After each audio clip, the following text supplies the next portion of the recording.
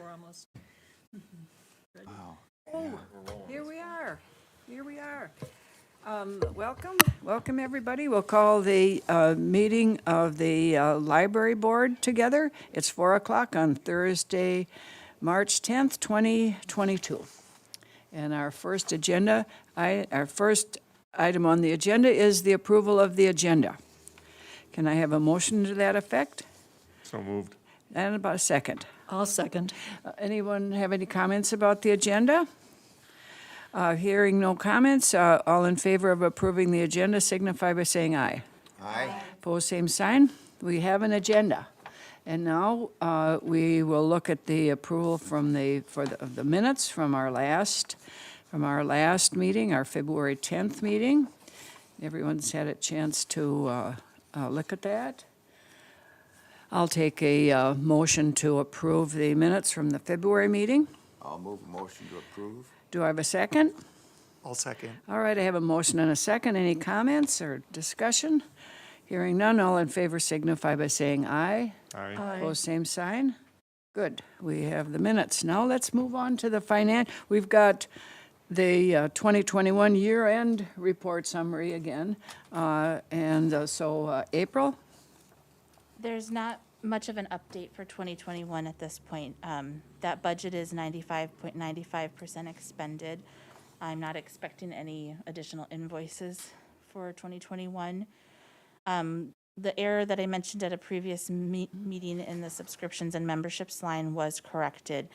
And that was from an error in the amount of the annual website renewal that has been corrected.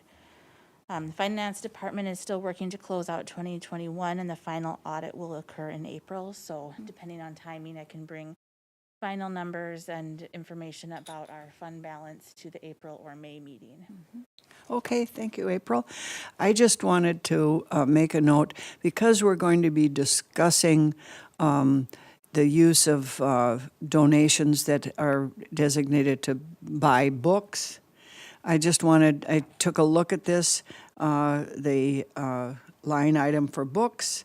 For 2021, we had a line item of $42,000, and we spent a little bit over $44,000. So I'm trying to get in my own mind how much the library spends on books. So, anyone else have any comments about this 2021 that we're working to try to close out? All right, if not, we'll go on to the current month, the current situation. So we are 16.16% through 2022, and our 2022 budget is approximately 11.63% expended. Significant or notable bills that we paid in February included $301.80 to Full Service Electric.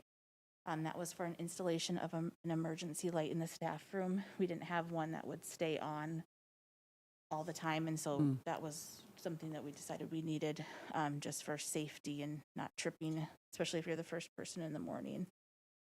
And then we also paid our annual subscription to the Star Tribune, which was $598.42. Okay, and those subscriptions are going up, Yes. right?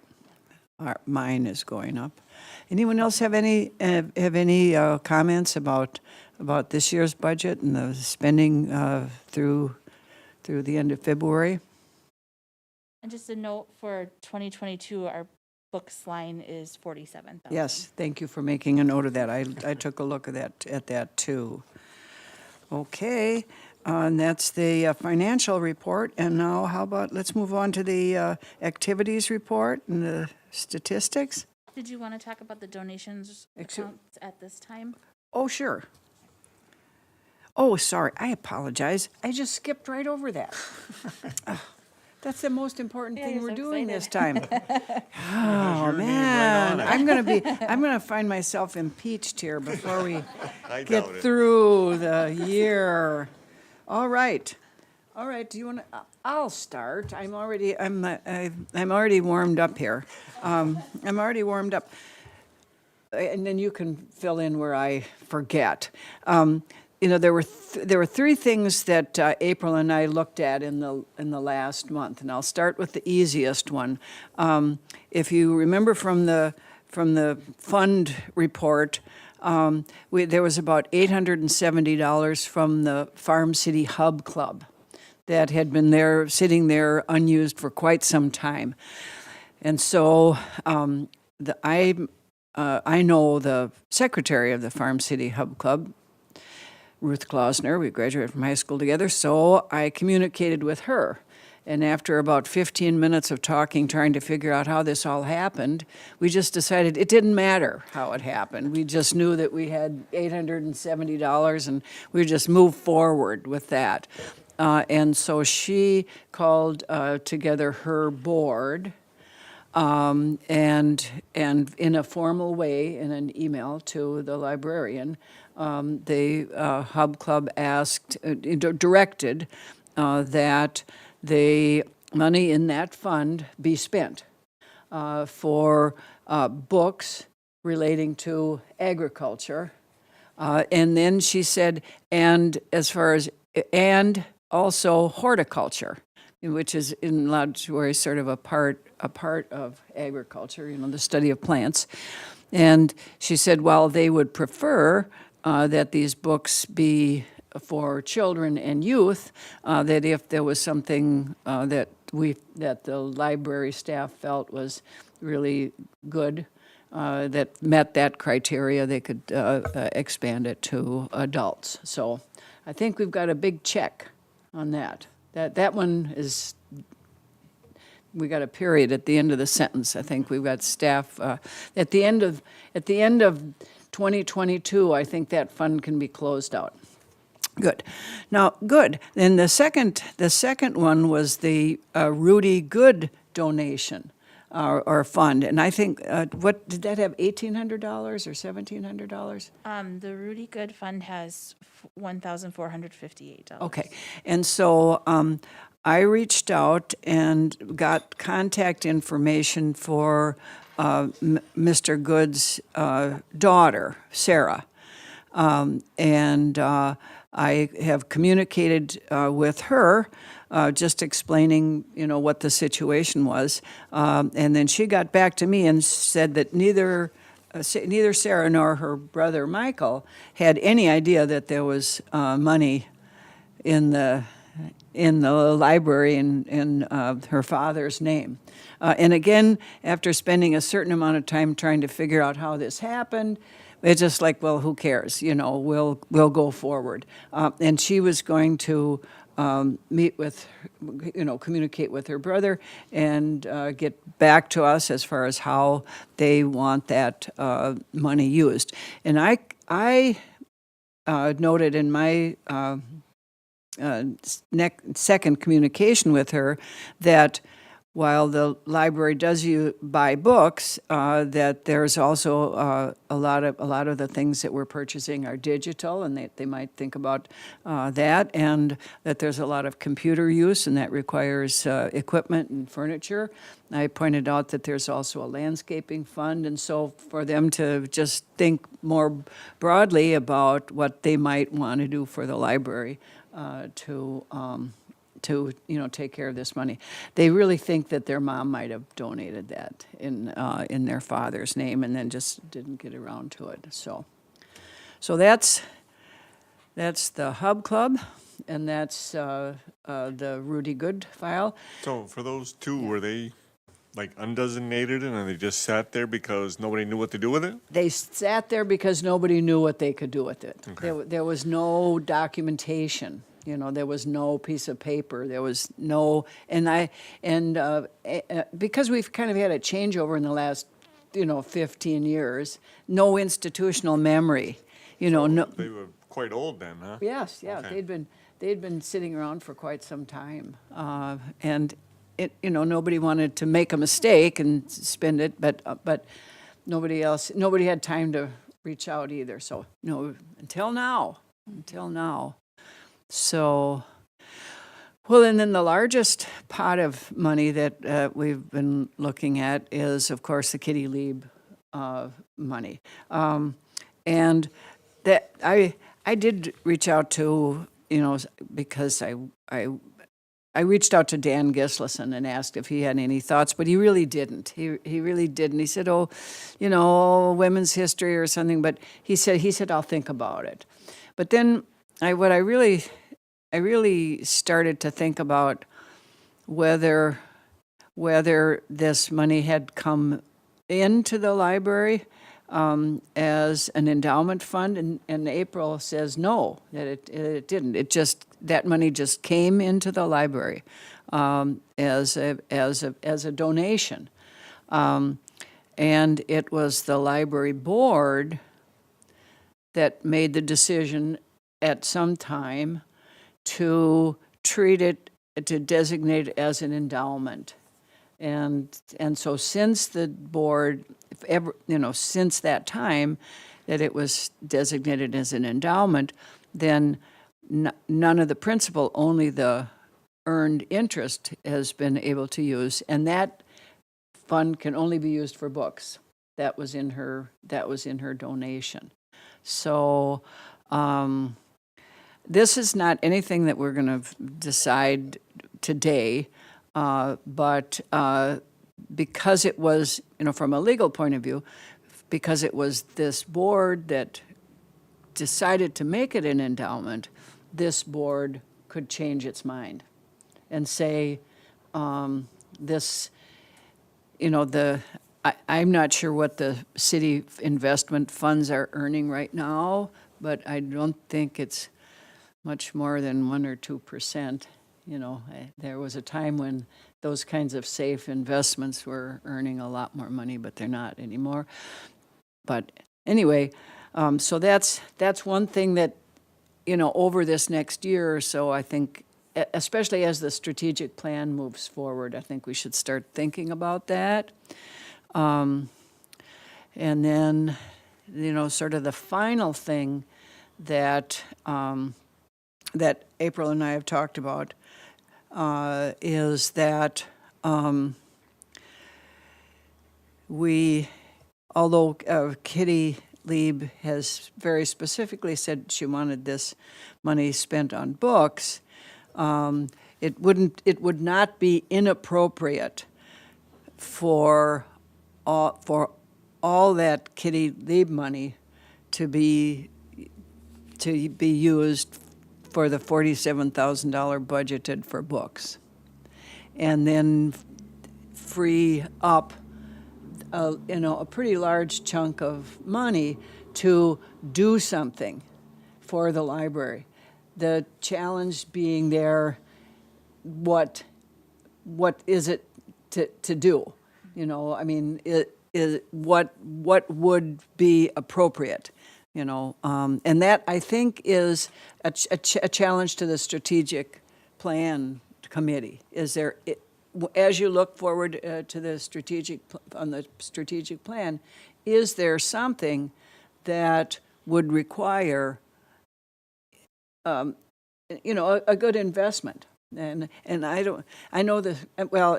that's. Anybody got any questions or comments about, what I've been talking about, are those funds? So just to recap, so the initial donation was not, it was just a general donation for books. But because of the size of it, I'm assuming the library board decided to make an endowment and then live off the interest, basically. But now you're saying that we don't need to continue to carry that forward. Let's undo the endowment, look at undoing that, but still keep it donated to books, and then pull money that we currently have budgeted in the book fund out of that to use elsewhere in Right. some big investment. Some big Okay. investment. And then we could tie that in with, what comes out of the strategic planning to see if there's any kind of sizable investment that maybe we wouldn't ordinarily do, but because we have this chunk of money, we could do. Yeah. Okay. That's pretty much it. So, like I said, it's sort of tossing the ball into the strategic plan, So, April, did you want to talk a little bit about that or not? Sure. For some context, I think it was around 2012, the board did discuss removing the endowment status from the Kitty Leave account, and it was ultimately voted down. I think the board was kind of split about half and half on whether or not to do that, but it ended up being voted down. So it has been something that's been discussed in the past. In 2005? 2012, I think it Oh, was. 12, so not that long ago, okay. And when I discussed these accounts with the city's finance director, you know, she was talking about kind of the point that Ruth Ann is making, is that if we essentially spent these Kitty Leave funds in place of our book budget for this year, then what isn't spent in the book budget would go into the library's fund balance, which then the library board has the discretion to use as it sees fit.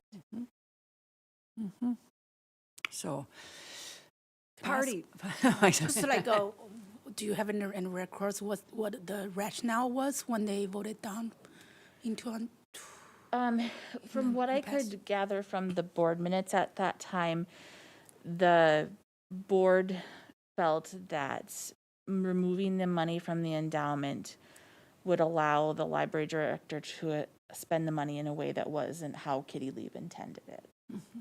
So that was the board's concern at that time, as reflected in the minutes. But if now we decide to have it go to the books, that would be different, right? Isn't I it? think Or- it actually sounds like it would be a similar situation to that time. And all the more reason why I will continue to reach out to friends of mine who spent a lot of time with Kitty Leave. I've been meaning to, well, she worked in the office that I worked in. And so as time moves forward, I think I'll continue to reach out to people who knew Kitty well. Yeah, and I couldn't gather a clear enough picture from the board documents if there was a specific project that the director was looking for or what was going on at that time that caused concern for the board. Okay. Well, the future. We look forward to the future. Anyone else have any comments or thoughts or offers to, help out in any way?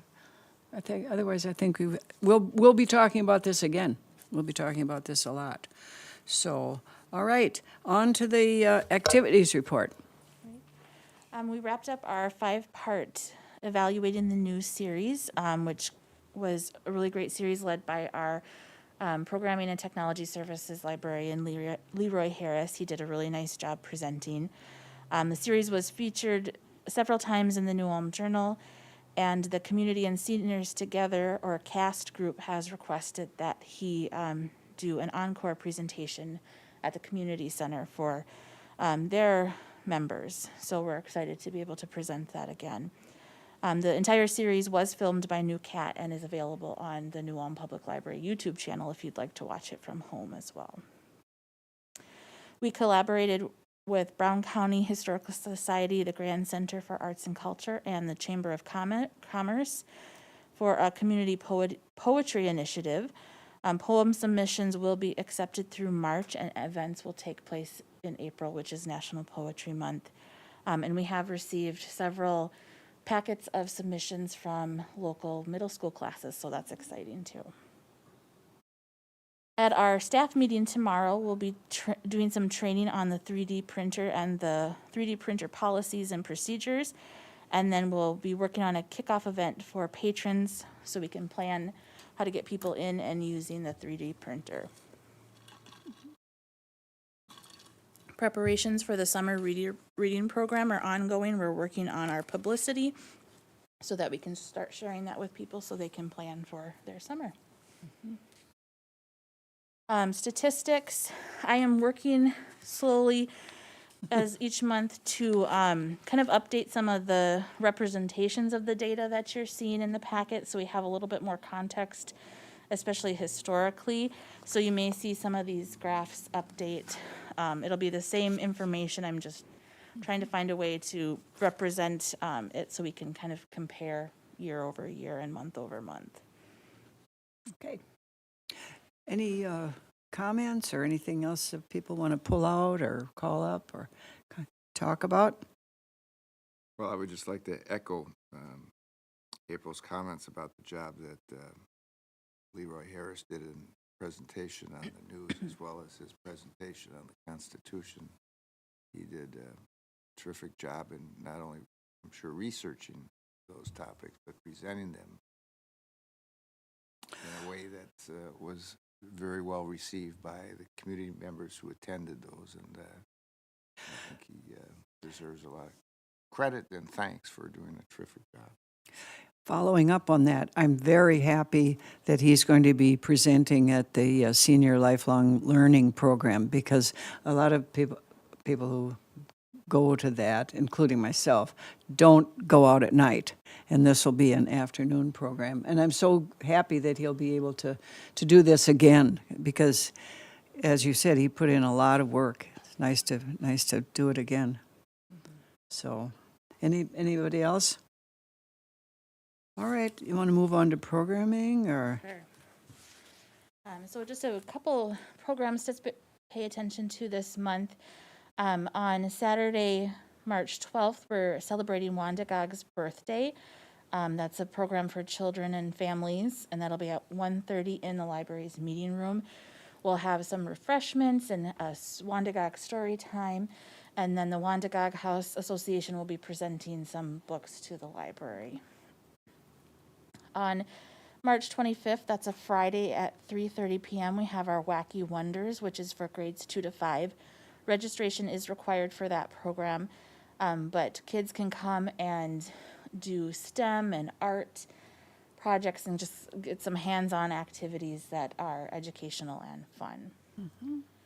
For adult programming, on Saturday, March 19th at 7 p.m., the Armstrong Boulevard Brass Quintet will be performing at the Grand Center for Arts and Culture.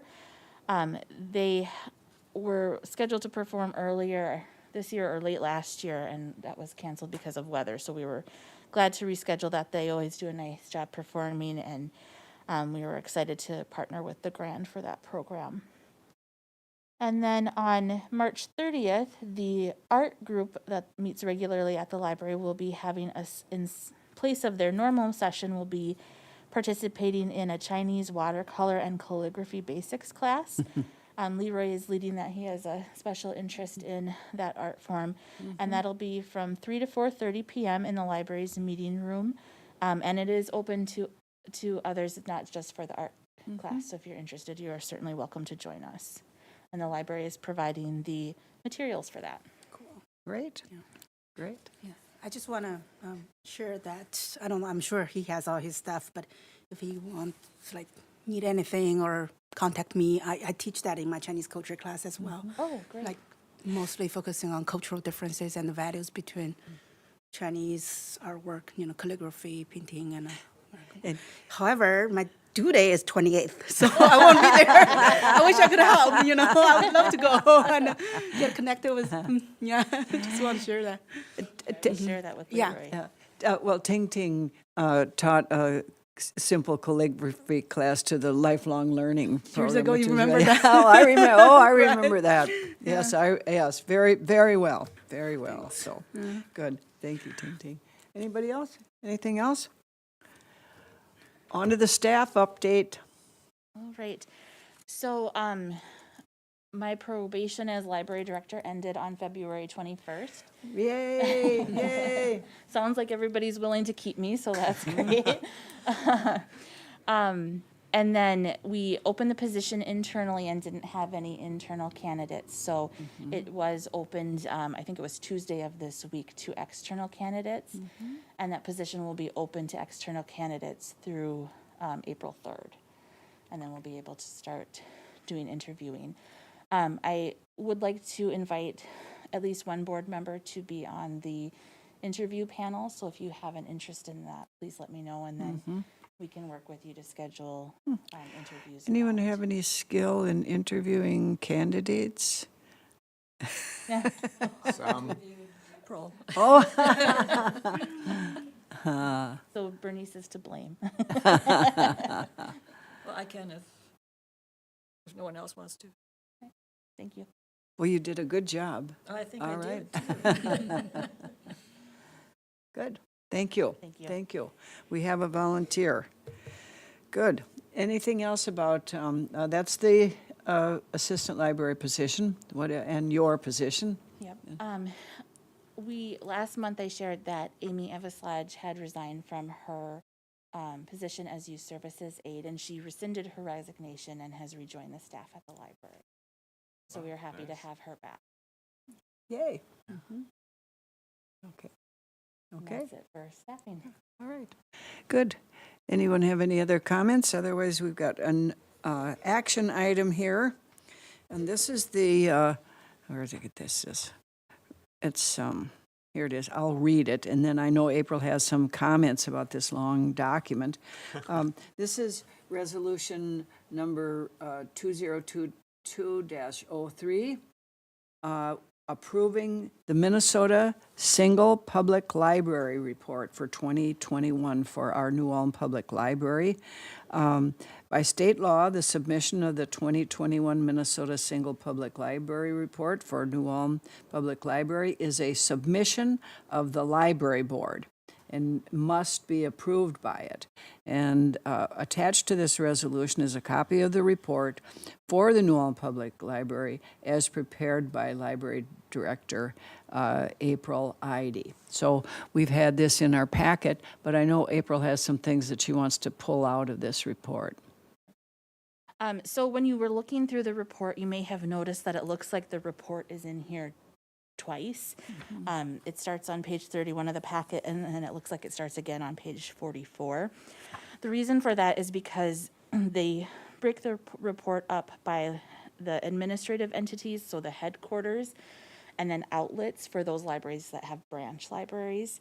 And so because we are one and the same for New Ulm, it is just a repeat of the same information, but it's just the way they need to take that information for the different kinds of situations that are represented in Minnesota.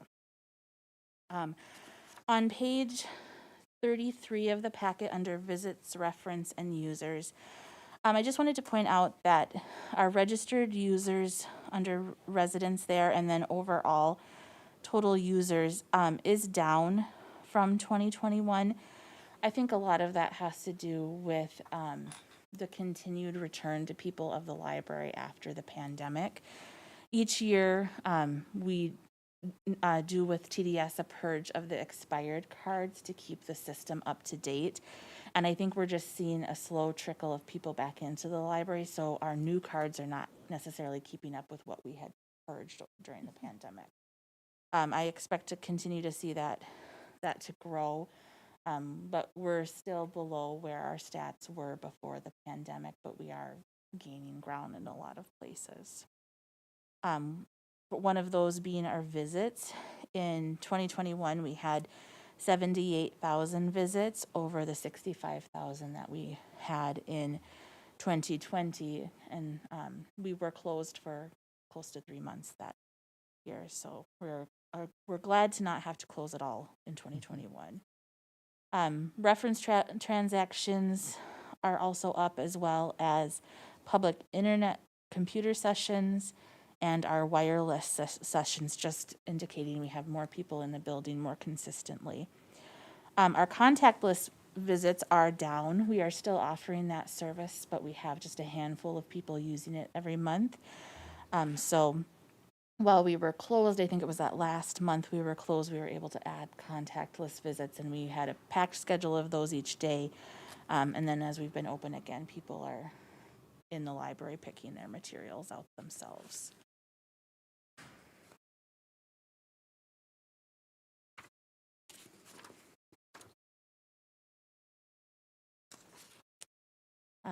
The other place that there are some differences in the last year were in the programming section.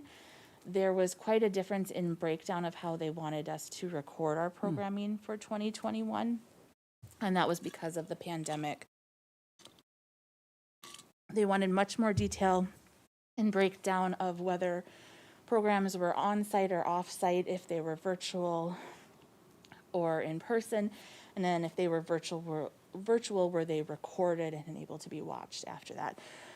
So there's much more data points within the programming.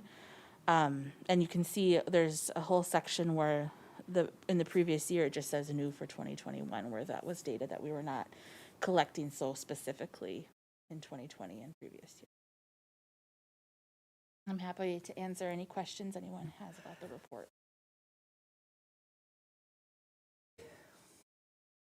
Any questions? Do you know, April, how the state folks utilize the basic information as well as the additional data they're collecting with respect to what happened in 2020 and 2021 with regard to virtual programming? I mean, how is this going to be useful to them in what they do and what they recommend to local libraries into the future? A lot of the data that they use is the state library has a lot of involvement in funding from the state government and advocating for library funding. So a lot of this data is helpful to them when they are looking at how do they advocate for libraries, what are the services that are being used, where are libraries struggling or not struggling or succeeding.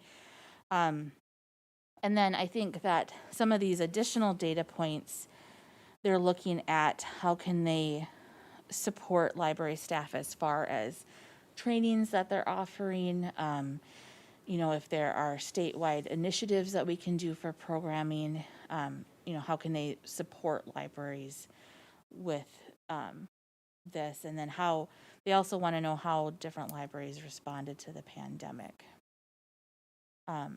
There is a new state librarian this year, and so I think she's kind of paying close attention to these new breakdowns in programming too, and the response of libraries to the pandemic.